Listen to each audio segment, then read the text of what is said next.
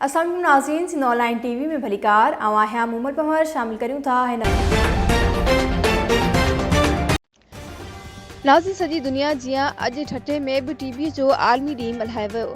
Sindh online TV जे bureau chief दरिया खान खुश्क मौजूद सिविल अस्पताल मखली में टीबी के हवाले से एक सेमिनार पिणु मुनक़द कयो वियो, जंहिंमें ज़िले health officer Thatta doctor Mohammad Hanif Memon, focal person ज़िलो Thatta doctor Mehboob Katiyar, doctor Ghulam Ali Dayo, TB incharge ward ऐं focal person doctor Mehboob Katiyar ऐं ॿियनि चयो त टीबी हिकु बीमारी ज़रूर आहे पर जानलेवा कोन आहे।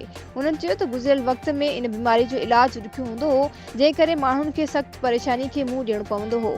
हिन वक़्तु टीबी जो बिल्कुलु मुफ़्त इलाज मौजूद आहे, जंहिंमें मुकमल दवाउनि जो कोर्स ऐं टेस्टूं पिणु फ्री आहिनि ऐं हर जगह ते सेंटर पिणु क़ाइमु थियल आहिनि।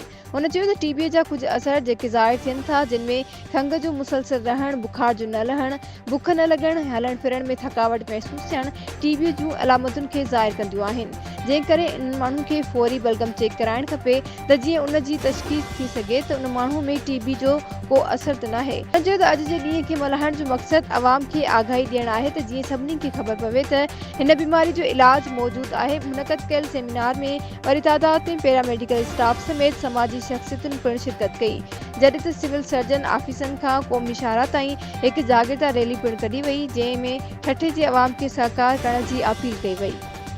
वधीक ख़बरुनि अपडेट्स जे लाइ ॾिसंदा रहो सिंध ऑनलाइन टीवी।